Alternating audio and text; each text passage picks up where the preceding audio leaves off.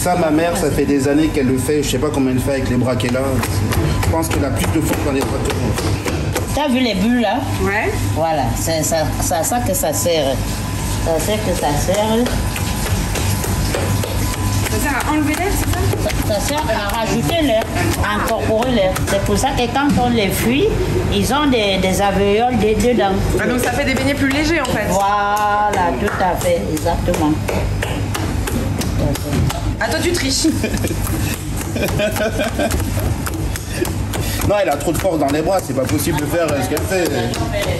Mais est-ce qu'elle valide cette technique, ta mère? Ma mère a validé la technique. C'est un restaurant que j'ai créé avec ma mère. On est vraiment parti d'un plat de la street food vraiment afro, en l'occurrence du Cameroun, pour créer ce fast-food. Ce plat, c'est le beignet haricot. Tout simplement, c'est des beignets de farine de blé qu'on mange avec des haricots rouges qui sont revenus dans une sauce avec des oignons, des poivrons confits, etc. Quelqu'un un jour m'a dit, c'est le goût d'un câlin. C'est un plat de mon enfance. Je me rappelle quand je mangeais les beignets haricots, je pouvais en manger jusqu'à ne plus en pouvoir. Ça, c'est la technique que maman m'a montrée. Simplement.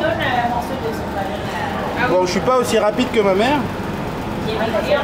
Elle va arriver, ça y est. Ouais, je suivais. Ça patait. Quoi, il fait pas bien? Non, mais lui n'est pas assez chaud, il fait pas bien là. Ils sont pas assez ronds. Ils vont s'arrondir. Oui, mais lui n'est pas assez chaud. Toi, C'est sûr? Oui.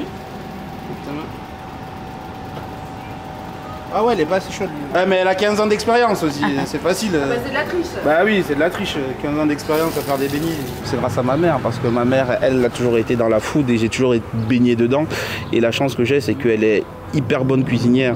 Et donc, je l'ai vue travailler jusqu'à des heures pas possibles. Et je me dis, cet héritage culinaire, en fait, tout ce qu'elle a donné, ça serait dommage que ça s'arrête avec elle. Une fois que j'ai eu mon CAP cuisine, j'ai jamais manqué de travail.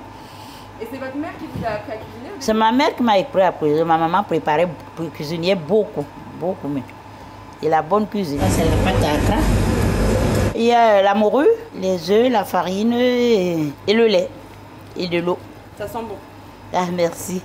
Mais les accras, c'est l'un des produits, c'est comme une daube, quoi. Ça veut dire 10 personnes vont faire 10 daubes. Chacun sa daube aura vraiment sa particularité.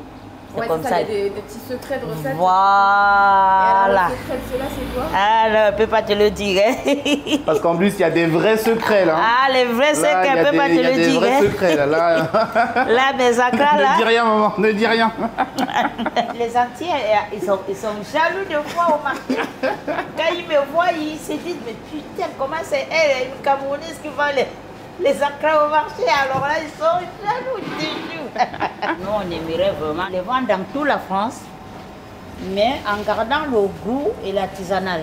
Parce qu'il y a les accras, comme pour au supermarché, ça nous fait mal de voir ces accras-là. Ah, ils sont pas bons. Ils sont pas bons. Par contre, que l'accra de morue, c'est très bon. C'est très bon. Il y a les oignons nouveaux dedans, il y a les légumes, il y a la morue, il y a le lait, les œufs.